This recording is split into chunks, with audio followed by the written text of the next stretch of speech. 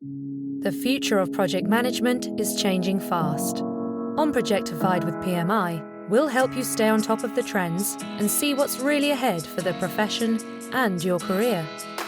For an easy way to stay up to date on Projectified with PMI, go to iTunes, Stitcher, Google Play Music, or pmi.org/podcast. Hello, I'm Stephen May, and this is Projectified with PMI. I'm here with co-host Tegan Jones, and today we're exploring career development. We're talking about the skills that are increasingly in demand in the field of project management and project leadership. In our last episode, we talked about how advances in technology are changing the nature of work. While it's true that machines are taking on jobs that were until recently done by humans, adopting new technology also creates jobs that didn't exist before. We're also seeing a trend continuing toward a different approach to work. More and more people are thinking of their work in terms of projects rather than long-term jobs, and I don't think that's going to change anytime soon. Yeah, and as people move in between jobs more frequently, they're really starting to focus on what are the skills that I need to develop in order to make myself more marketable. And what we're seeing is that really it's the soft skills that companies are looking for more frequently. According to PMI's 2018 Pulse of the Profession, 4 in 5 executives say that soft skills, specifically communication, leadership, and negotiation, are more important for project managers today than they were just 5 years ago. Yeah, it's interesting to watch this trend. We hear very frequently as we're listening to the thinkers, the writers, the practitioners in this space, emphasizing the importance of what we often call soft skills. And if I take one example, you mentioned negotiation. Now you could unpack that to include a lot of different pieces, but from a project manager's perspective, very often he or she is operating in situations where they don't always have full positional authority. They may be in a room with a group of key leaders trying to gain funding for a next phase, trying to acquire additional resources for work that needs to be done, trying to create alignment and commitment to a plan or to a schedule. And all of these things are really elements of negotiation.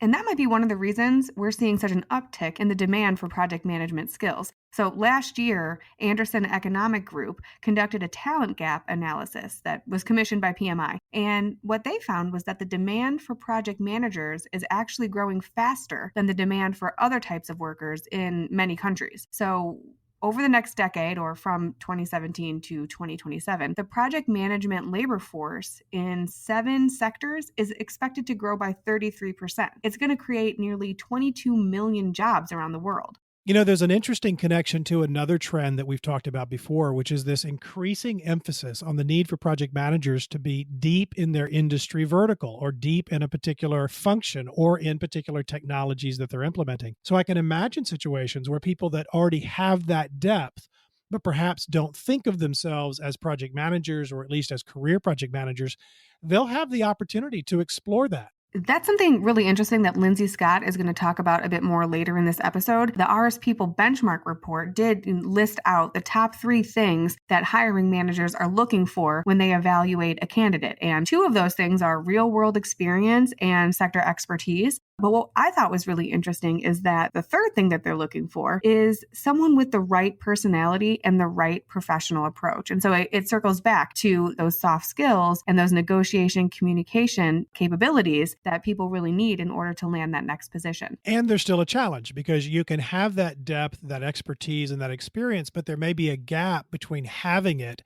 and your ability to convey it. So what have we learned about what it takes to convey that so that you can use it to parlay all of that experience into the next job, the next project, the next career move? We're going to learn a bit about that from all of our guests in this episode. We'll talk to Manuel Salero Coca, Managing Director for PIN Technologies in Mexico City, about what it takes to become a project leader and even start your own business. And Lindsay Scott will share some of the hiring trends she's seen in the UK. But first, let's hear from Deepa Kalangi, Senior Project Manager at Magellan Health in Portland, Oregon. She wrote a book called Cracking the Toughest Project Management Interview Questions. So I reached out to her to learn about what some of these questions are and see how she suggests project management candidates prepare so that they can be ready for whatever a hiring manager might want to throw at them. Prove to me that you're honest in 1 minute. Yeah, stuff like that. Let's see what she has to say.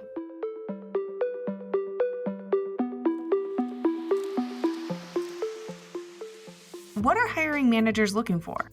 It varies by job description and sector, but there are some qualities that are valued across the board. For example, a 2017 survey by Glassdoor found that 9 in 10 hiring managers are looking for an informed candidate, someone who's prepared for the interview and understands what experience is relevant to the role they're applying for. It's a simple concept, but many candidates get it wrong, starting with their resume or CV.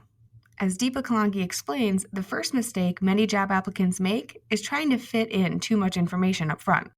Somebody that's a strong PM would have their resume very clear in nature, concise in nature. They would have what the program or project is and what the team size is, what type of a matrix organization it is, and things like that. So if a resume has everything reflecting all of these things, then that's a good resume that I would pick.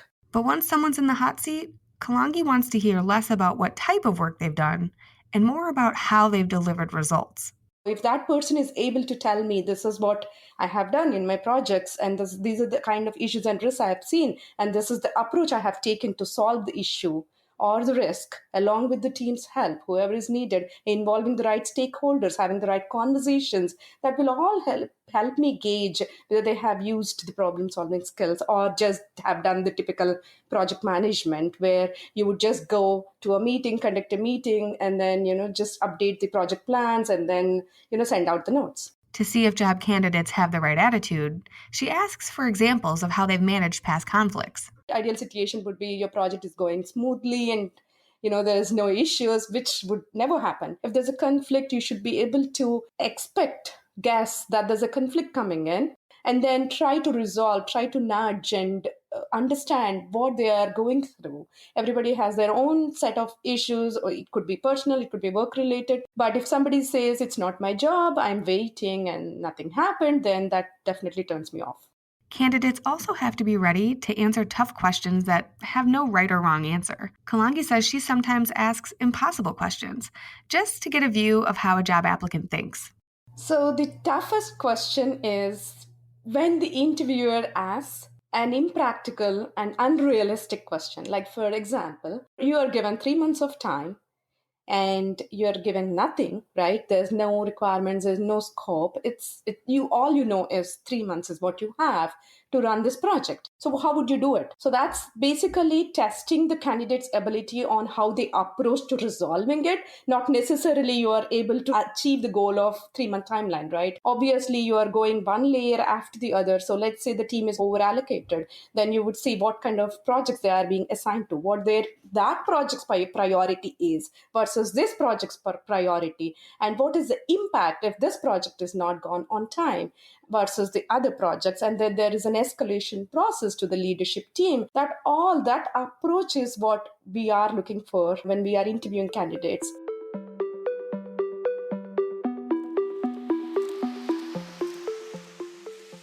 The modern interview can even be more challenging than it would have been a few years ago. It's not that uncommon now that an interview may only be 30 minutes. So not only are you trying to convey your experience, your technical expertise, your prowess as a project manager, but you're trying to do that in a context that expresses your ability to solve problems.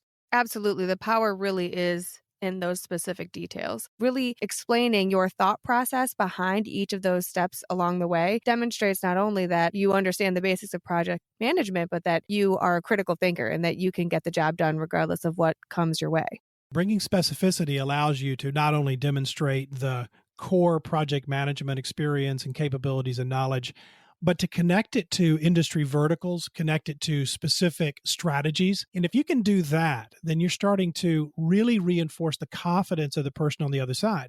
Business acumen, understanding business strategy, these are skills that are just becoming increasingly important for project management professionals. And this is something that Lindsay Scott talks a lot about. Lindsay Scott, she works for a recruitment agency in London, and she writes a monthly column about career development for PM Network. And I recently reached out to her to ask her take on exactly what are some of the most in-demand skills for project managers, and what are the things that people need to be looking for out into the future to make sure that they're going to be able to make that next big leap in their career. Perfect. Let's hear what she has to say.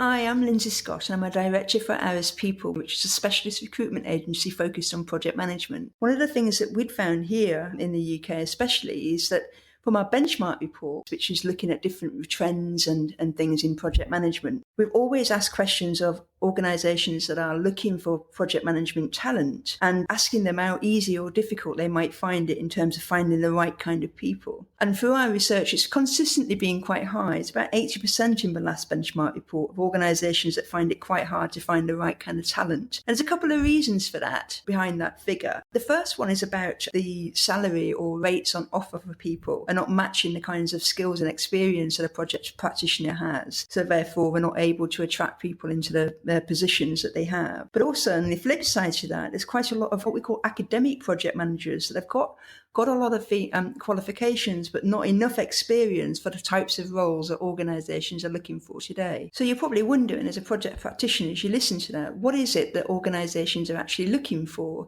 in project practitioners today to fill their open roles? And it's not an easy question to answer, as you can probably imagine. But the first thing that is very obvious is that organisations still do need what we would call those traditional technical skills around project management, what we call bread and butter project management techniques and processes and methodologies and that kind of thing. That still exists. That's still what's required within organisations today. So what we found over the last couple of years is that a lot more organisations are interested in this hybrid approach to delivering projects, being able to get things to the market faster and smarter, and that we're working in a more complex world. And we want teams to be able to work better together in order to be able to deliver projects more successfully. But from a project practitioner's point of view, that means that there are new skills to be learnt in this area. So if we look at the PMI's talent triangle, where we have seen traditionally where the comfort zones are of doing development around the technical abilities, what we're seeing is that obviously the other two parts of that triangle are becoming more prominent. So we know that the behavioural side of projects has always been important and remains so, but probably even more so than ever before,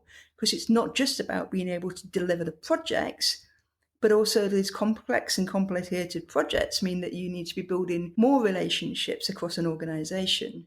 And let's not forget the third aspect of that triangle, which is called business management. But ultimately, this is about the project manager being able to understand where they figure in the big picture, because they still do need to be able to influence and take a part in that bigger picture. It's understanding the organisation's strategy, how projects are getting chosen through portfolio management, and ultimately how these projects get executed by them, the project manager.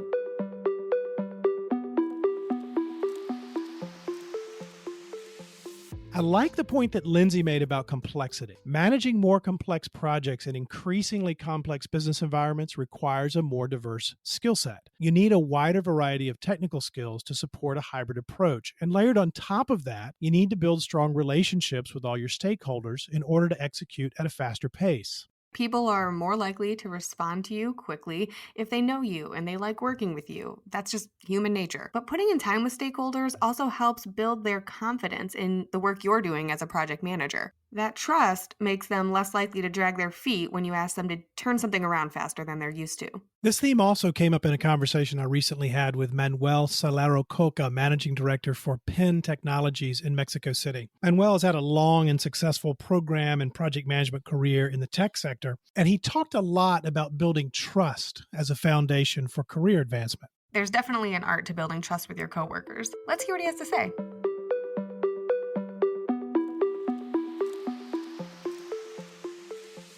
Manuel, it's great to have you with us today. I'm always personally curious about how someone got to where they are. So I don't want to miss the opportunity to get into that, and also to hear how other people out there who are thinking about building the kind of career that you have can learn from your path. But first, let me just say thanks for being here. Great to have the opportunity to talk with you. Thank you to you for your invitation. So let's dive right in.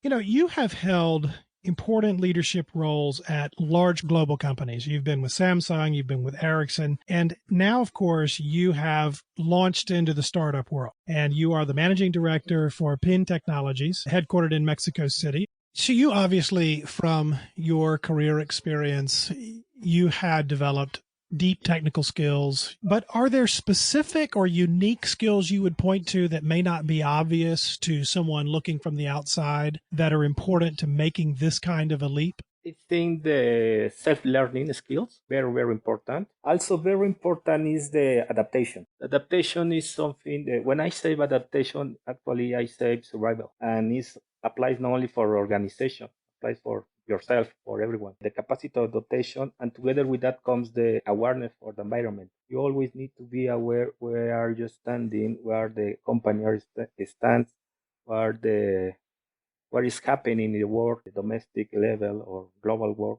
If you think about what's needed now, is there a greater gap in what we think of as classic project management skills? Or is it a greater gap in what we might think of as more soft skills, some of the things around leadership and influence and change management? Or is it even, or is the gap more in the area of industry expertise? Right. I think the core skills remains pretty much the same. I mean, leadership, communication, adaptation. What is really different today are the formats and the performance speed that you need to be effective. There are too many ways to communicate. You need to provide instant communications to take a lot of decisions in an everyday and every minute basis. Another key skills that I think the project managers should learn is innovation. Innovation as a systematic way to find new solutions, because the project doesn't work in a silos anymore. You need to interact with too many people, with too many industries, with too many professionals from different fields, that really the innovation is a very important tool to develop, because it opens the door for find solutions and to empathize with the rest of the people, and to be able to provide value not only for your team and your organization, but also for the your customer and your customers. When you have an opportunity, you have a need on your team to fill a project leadership, project management role, what's at the top of your list for the skills, the capabilities that you're looking for, that you're prioritizing when you need to fill those roles for your own business? I like to focus in the capacity of the people, my team, myself even, in rich, efficient results, tangible results, something that you can measure. That's just from, let's say, from the technical point of view, the real, the practical point of view. But the other thing that is very important to me is the quality of the relationship that the people shows within the team. I mean, these people have a good relationship with the rest of the people in any ethical and professional manner. Yes or no? How well these people collaborates within the team and outside the team with the different stakeholders. Can you give me an example of where you've been observing someone who was already engaged in a project environment, perhaps in a project leadership role, and you saw that they really had achieved a level where they were ready to receive that kind of next big promotion? Give me an example of where you've observed and said, okay, she's ready because of this.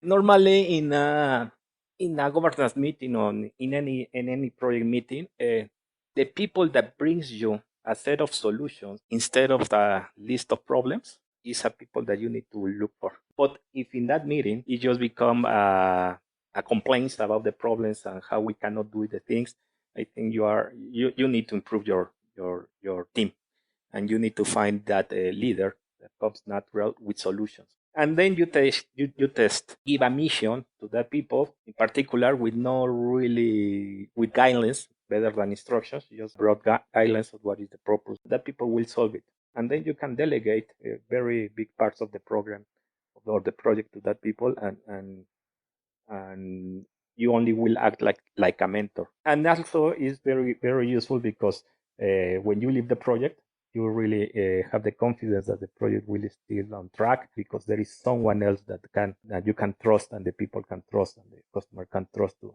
drive the project. Where do people get tripped up? Even though they've got good skills, they've got experience, where do they get tripped up? Where do they find that they're either stumbling in their career or stumbling in their leadership of major projects? Sometimes we tend to focus in the technical stuff, because I don't know, it's like the most tangible thing. But the lesson learned in my experience is that in the end, the technical difficulties, it's always find the solutions. sooner or later. But if in the process you damage or you lost your human touch, that will be very difficult for you to develop the skills that you need to be successful in this project and in another projects. For instance, okay, you might have a success in that project perhaps, but perhaps you will lack the recommendation that you will need for your next assignment, for instance, or you will lose the confidence or the trust of some part of the teams of the stakeholders, and it will act